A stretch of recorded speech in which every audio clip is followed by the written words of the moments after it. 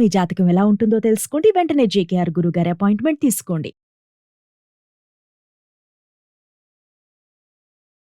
నమస్కారం గురుగారు.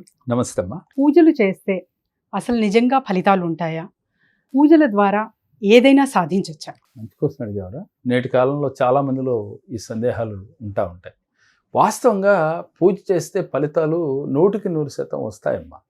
కాకపోతే నువ్వు అడిగావు కాబట్టి దీంట్లో క్లారిటీ ఏంటంటే, పూజ మనం ఎలా చేస్తున్నాము అనేది ఇంపార్టెంట్. మనం పూర్వీకులు తీసుకున్నట్లయితే పూజ చేసేటప్పుడు మనసు అనే పుష్పాన్ని భగవంతుడికి అర్పించి పూజ చేసేవాళ్ళం. నేటి కాలంలో పూజ అంటే ఒక యాంత్రికంగా మారిపోయింది, అంటే ఒక ప్యాషన్గా మారిపోయింది. అందువల్ల రిజల్ట్లు మనం అనుకున్నంత రావటం లేదు. అందువల్ల పూజ మీదే విశ్వాసం కోల్పోయే పరిస్థితులు వచ్చినాయి. కాబట్టి పూజ చేసేటప్పుడు ఎప్పుడూ కూడా మీరు నమ్మకము అనే దాంతో చేస్తే, భగవంతుడు మీ ముందు కూర్చుని ఉన్నాడు అంటే, నా ముందు నువ్వు ఎలా అయితే కూర్చుని ఉన్నావు అమ్మా, భగవంతుడు కూడా అక్కడ కూర్చుని ఉన్నాడు, నేను చెప్పే మాట వింటున్నాడు, నేను అడిగింది ఆయన ఇస్తున్నాడు అనే భావనతో చేయాలి. కానీ మరి నేటి కాలంలో అలా చేస్తున్నారా అని ఆలోచిస్తే 100కి 90 మంది చేయట్లేదనే చెప్పవచ్చు.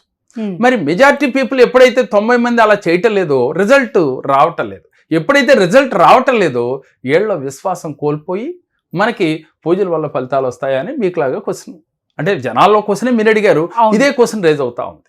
వాస్తవంగా నేను చెప్తూ ఉన్నాను, నేను అనేక పూజలు చేస్తూ ఉంటాను. శ్రీ అనంత పద్మనాభ స్వామి వారి వ్రతమని గత 13 సంవత్సరాలుగా మా ఆధ్వర్యంలో చేస్తూ ఉన్నాం. మరి వాటిల్లో కూడా 80% రిజల్ట్ వస్తూ ఉంది. మరి 20% రిజల్ట్ రాని మాట వాస్తవమే. మనం ఎంత చెప్పినప్పటికీ కూడా వారి మనసు అక్కడ పెట్టక ఎక్కడో పూజకు మాత్రమే నామకా పూజ దగ్గర కూర్చుని ఆలోచన ఎక్కడో చేస్తూ ఉన్న వారికి రిజల్ట్ రాదు. కాబట్టి ఏ పూజ చేసినా, ఏ వ్రతం చేసినా, ఏ యజ్ఞం చేసినా, ఏ హోమం చేసినప్పటికీ కూడా మీ మనస్సుని భగవంతుడికి అర్పించాలి. అప్పుడే మనం కోరుకున్న రిజల్ట్ వస్తుంది. దీనికి ఉదాహరణ ఏమిటంటే తల్లి, ఒక స్కూల్లో ఒక 50 మంది విద్యార్థులు ఉన్నారనుకున్నారు ఒక సెక్షన్లో. ఈ విద్యార్థులకు ఒక టీచర్ చెప్తా ఉంటుంది ఒక సబ్జెక్టు, అది మ్యాథ్సో సైన్సో ఏదైనా తీసుకోండి. చెప్తున్నప్పుడు 50 మందికి ఒకేలాగా చెప్తుంది ఆ టీచర్. కానీ రిజల్ట్ వచ్చేసరికి 5గురికో 10 మందికో స్టేట్ ర్యాంకులు లేకపోతే స్కూల్ ఫస్ట్లో వస్తూ ఉంటారు. మిగతా వాళ్ళు యావరేజ్గా ఉంటారు, కొంతమంది బిలో యావరేజ్గా ఉంటారు, కొంతమందికి అసలు అర్థం కాదు ఆ సబ్జెక్టు. ఎందుకు ఇలా ఉంది అంటే సబ్జెక్టు తప్ప, లేక టీచర్ తప్ప, చెప్పే విధానం తప్ప, లేకపోతే వీళ్ళు రిసీవ్ చేసుకోవడం తప్ప అంటే మరి మీరేమంటారు? రిసీవ్ చేసుకోవడమే తప్పు అంటాను. 100% స్టూడెంట్ రిసీవ్ చేసుకోవడమే తప్పు. ఇది మనం గమనించాలమ్మా. భగవంతుడు తప్పు కాదురా, భగవంతుడు లేనిది సృష్టి లేదు. కాకపోతే భగవంతుడిని చూపించు అనంటే గాలిని మనం చూపించగలమా? అదేవిధంగా భగవంతుడిని కూడా మనం చూపించలేము. ఒక నమ్మకం ఉన్నాడని, ఏ మతం వారు ఆ మతాన్ని, ఆ దేవుణ్ణి మనం భగవంతుడని కొలిసిన వారు ఆయన ఉన్నాడు అనే విశ్వాసంతో మనం చెయ్యాలి. చేస్తే తప్పకుండా ఫలితాలు వచ్చి తీరతాయి. ఇలాంటి ఉదాహరణలు అనేకమైనవి. కాకపోతే ఏంటంటే మనం క్వశ్చన్ చేసుకోవాలి, భగవంతుడు ఉన్నాడా, నేను పూజ చేస్తే ఫలితం వస్తుందా, హోమంతో మనం హోమాలు చేస్తే మన ఫలితాలు, మన కోరికలు తీరతాయా అని అనుకునేవారు ఎప్పుడైనా ముందుగా మీరు ఇలా ఉంటే అది ఎందుకు అలా జరుగుతుంది, ఇది కూడా అంతే. అంటే ఒక స్కూల్లో విద్యార్థి లాగానే మనం కూడా పూజ చేసేటప్పుడు బిలో యావరేజీ పూర్ అని మనం ఎలా అయితే వీళ్ళని డిసైడ్ చేశామో, పూజ చేసేటప్పుడు కూడా మనసు పెట్టి చేసేవాళ్ళు కొంతమంది, అంటే ఆలోచన ఎక్కడో పెట్టుకుని పూజలో కూర్చుని మమ అనుకునేవాళ్ళు కొంతమంది ఉన్నారు. అందువల్లే రిజల్ట్ రావట్లేదు తల్లి.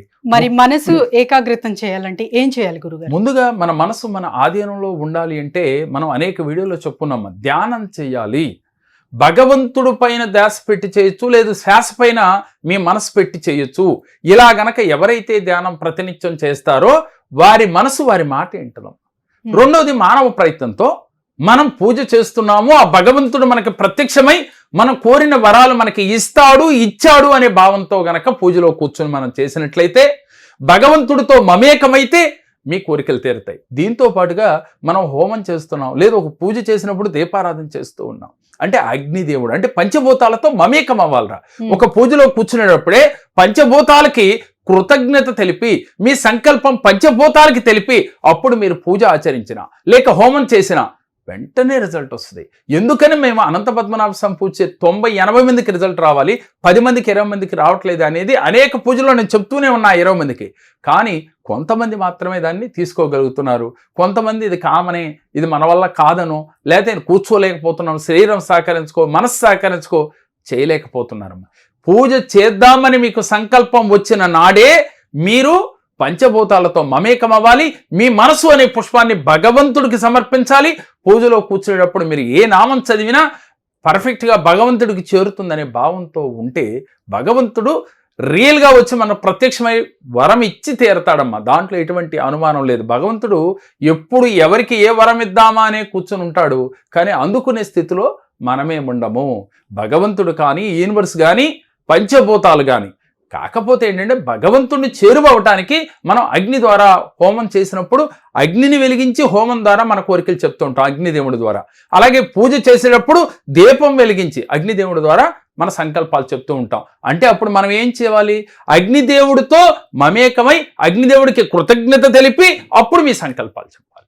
అలాగే శ్వాస తీసుకుంటాం 3 సార్లు మన పూజకు ముందుగా. అప్పుడు శ్వాసను తీసుకున్నప్పుడు ముక్కు మూసుకుని మనం చెప్పినప్పుడు మనం ఏం చేయాలి? అప్పుడు గాలి అంటే వాయువుకి, గాలిదేవుడికి మనం పంచభూతాల్లో ఒకటైన వాయువుకి మనం కృతజ్ఞతలు తెలిపి మీ సంకల్పాలు నెరవేరినట్టుగా ఫీల్ అవ్వాలి. అంటే ప్రతి సెకను మనం పంచభూతాలతో మమేకమవుతూ మీరు గనక భగవంతుణ్ణి ఆరాధన చేస్తే, మీరు ఏ పూజన్నా చేయండి, ఏ మంత్రమన్నా చదవండి, అయినట్లుగా భావన చేస్తూ మరొకటి ఏంటంటేనమ్మ దీంట్లో భగవంతుణ్ణి ఆరాధించేటప్పుడు నాకు ఇవ్వు అని అడగకూడదు, ఇచ్చినట్లుగా ఫీల్ అవ్వాలి. మీరు ఏ కోరిక అయితే మీ మనసులో ఉందో అది భగవంతుడి ముందు కూర్చోగానే ఆయన మీకు ఇచ్చేసినట్లుగా ఫీల్ అయ్యి మీరు డ్రీమ్ చేయాలమ్మా, ఊహించాలి. భగవంతుడు మీకు ఆ కోరిక ఇచ్చేస్తే మీరు ఎలా హ్యాపీగా ఫీల్ అవుతారు?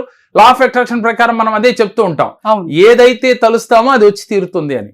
మీరు యూనివర్స్లోకి ఏదైతే మాట్లాడతారో అది మనకి తిరిగి వస్తుంది అని. కాబట్టి భగవంతుడు మీకు ఇచ్చేశాడు. ఏ భగవంతుడు మీరు నమ్ముతారో ఆ భగవంతుడు అనుగ్రహాన్ని ఇచ్చేసినట్లుగా ఫీల్ అవుతూ మీరు గనక పూజ చేస్తే వెంటనే మీకు ఫలితం వస్తుంది. రెండవది ఏంటంటేనమ్మా, భగవంతుడిని ఆరాధించేటప్పుడు ముఖ్యంగా మనం నేర్చుకోవాల్సింది ఏంటంటే, నాయన నాకు ఈ కోరిక తీరిస్తే నేను నీకు తలనేలాలు ఇస్తాను, లేదంటే మీ దేవాలయంకి వస్తాను, నేను దర్శనం చేసుకుంటాను. ఇలా ముందుగా భగవంతుడితో బేరాలు ఆడకూడదు. మీరు విశ్వాసంతో భగవంతుడి దగ్గరికి వెళ్ళినప్పుడు ఇంకా బేరాలు ఏంటమ్మా? మీకు ఆయన ఇస్తాడు, ముందు నువ్వు వెళ్ళు. ఆయన ఏంటి? ఒక పవర్ఫుల్, ఒక మెగా పవర్. అటువంటి భగవంతుడి దగ్గరికి నువ్వు వెళ్ళి బేరం ఆడటం అనేది కరెక్ట్ కాదు. మనం చేస్తున్న మొట్టమొదటి తప్పు. భగవంతుడి దగ్గరికి వెళ్ళి శరణు వేడి ఇచ్చినట్లుగా భావన చేసి మీరు అప్పుడు పూజ చేయండి. ఎందుకు మీకు కోరికలు ఫలించవో చూడండి. మరి మనసులో అయితే చాలా బాధ ఉంటుంది గురుగారు. సో ఏదైనా సమస్య తీరాలి అంటే ఆ బాధనే గుర్తుకొస్తూ ఉంటుంది. అవునమ్మా. మరి సమస్య తీరినట్టు ఎలా ఊహించగలం? రైట్ రా, నువ్వు అడిగిన క్వశ్చన్ బాగుంది. ఇది ఏంటంటే లా ఆఫ్ అట్రాక్షన్ దీనికి ఏం చెప్తా ఉంటుంది అంటారమ్మా, సమస్య తీరినట్లుగా ఎలా ఊహించాలంటారా, నీ బాధల్ని అప్పుడే నీళ్లు తీసుకుని చేతిలోకి భగవంతుడు పాదముల దగ్గర వదిలేయాలమ్మా. పూజలో కూర్చోబోయే ముందే దీపారాధన చేసిన తర్వాత నీకున్న అప్పుల బాధలు కావచ్చు, మానసిక బాధలు కావచ్చు, అనారోగ్య సమస్యలు కావచ్చు, ఎన్ని నాకు తీరిపోయినాయి, భగవంతుడు నాకు ఇచ్చేశాడు అని చెప్పి 3 సార్లు నీళ్లు వదిలేయాలి. మీకు ఒకటి గుర్తుందో లేదమ్మా, మన పెద్దలు ఒక మాట అంటారు, నేను నీళ్లు వదిలేశాను రే, కాడికి నాకు ఎటువంటి సంబంధం లేదని. అవును గురు, ఇనే ఉంటారు కదా ఈ మాట. అక్కడ ఎందుకన్నారు ఆ మాట అంటే, అతను తప్పు చేశాడు కాబట్టి, అతను నాకు నచ్చలేదు కాబట్టి అతనికి నాకు సంబంధం లేదు అని. అదే విధంగా మిమ్మల్ని బాధిస్తున్న ఈ యొక్క చెడు గుణాలని ఈ రోజు నుంచి నాకు సంబంధం లేదు, నేను నీళ్లు వదిలేశానని భగవంతుడు పాదముల దగ్గర వదిలేయాలమ్మా. అప్పుడు నీకు వాటికి సంబంధం లేకుండా మీ మైండ్ ఫ్రెష్ అయిపోతుంది, ప్రజెంట్లో ఉండగలుగుతావు. అప్పుడు నువ్వు భగవంతుని ఈ విధంగా ఆరాధన చేయాలి. మరి ఇలాంటి సమస్యలతో చాలా మంది బాధపడుతూ ఉంటారు. అవునమ్మా. మరి మిమ్మల్ని సంప్రదించాలంటే ఎలా? ప్రతి రోజు కూడా ఆన్లైన్ అపాయింట్మెంట్స్ ఉంటాయమ్మా. ప్రతిరోజు కూడా ఆన్లైన్ అపాయింట్మెంట్స్ ఉంటాయి, ఆఫ్లైన్ అపాయింట్మెంట్స్ ఉంటాయి. అలాగే ముఖ్యంగా మనం మనీ మంత్ర క్లాస్ కూడా చేస్తూ ఉన్నాం ప్రతి నెలలో.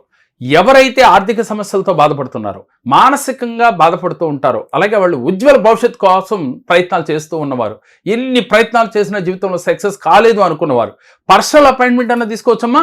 అలాగే ప్రతి నెల మనం జరుగుతున్న ఆన్లైన్ క్లాస్ అంటే మణి మంత్ర క్లాస్లో కూడా జాయిన్ అయ్యి వారి జీవితాల్లో అద్భుత ఫలితాలు పొందవచ్చు తల్లి. ఈ అవకాశం ప్రతి నెలలో మన మణిమంత్ర క్లాస్ ఉంటుంది, ప్రతిరోజు పర్సనల్ అపాయింట్మెంట్స్ ఉంటాయి. కాబట్టి ఏదైనా కానీ వారు ఒక్కసారి అప్రోచ్ అయినట్లయితే వాళ్ళ లైఫ్లో ఆర్థిక సమస్యల నుంచి బయటపడవచ్చమ్మా, అనారోగ్య సమస్యల నుంచి బయటపడవచ్చు, మానసిక సమస్యల నుంచి బయటపడవచ్చు, జీవితంలో వారు అనుకున్న గోల్స్ ఈజీగా కూడా రీచ్ అవ్వచ్చు. ధన్యవాదాలు గురుగారు. నమస్తే తల్లి. నా పేరు మహేశ్వరి. నేను ఇదివరకు చాలా సమస్యలు ఉండేదాన్ని, కానీ జేకే సార్ దగ్గర వచ్చిన దగ్గర నుంచి కూడా చాలా సమస్యల నుంచి గట్టెక్కాను. నేను అన్ని విధాలా చాలా మంచి జరిగింది నాకు. అందుకే నా పిల్లల గురించి కూడా మళ్ళీ నేను సార్ దగ్గర వచ్చాను.